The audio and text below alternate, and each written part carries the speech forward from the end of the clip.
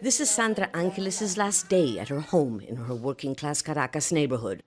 She sold everything possible and packed the rest as she and her sister, her 2 daughters, and their 4 small children prepare to abandon Venezuela. I have to get my daughter out of here before it's too late. Frangeli's 3-year-old can't speak since she had a stroke, provoked, she says, by the lack of medicine to treat her repeated convulsions. Half of them will go to Peru, the rest to Chile to join husbands and sons. But Sandra is angry.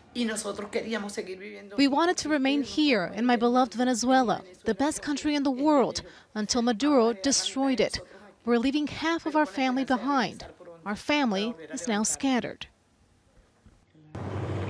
Indeed, oil-rich Venezuela is unrecognizable.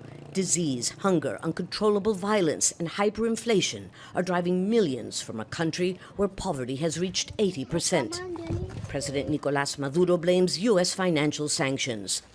But they don't begin to explain a crisis that began long before they were imposed a year ago. What is happening is of such gravity that it looks as though we were going through a terrible war, like Syria. Except there is no war, and it's the expectation that things will get even worse that is nourishing the stampede. Note that it's easy to leave. A passport is worth its weight in gold. I need to leave, but how? There's no way to get a passport unless you pay $2,000 under the table, which I don't have. That's when the passport office official asked us to move away. Those lucky enough to have a passport come here to catch a bus going to Peru via Colombia and Ecuador.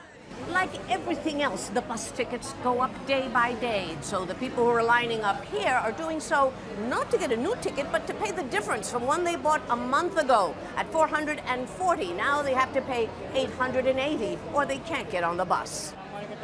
It's prohibitive. So, like many others, Alexander is leaving for Peru to try his luck with his pockets empty.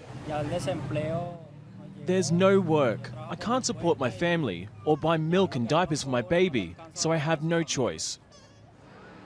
As the departure time nears, the waiting room begins to look and feel like a mass funeral parlor. Husbands, wives, children, and fiancés say goodbye to each other, uncertain what will become of those who leave, or of those who must stay behind. A tragedy that's taking place every single day in every corner of Venezuela. Lucía, Newman, Aljazzira, Caracas.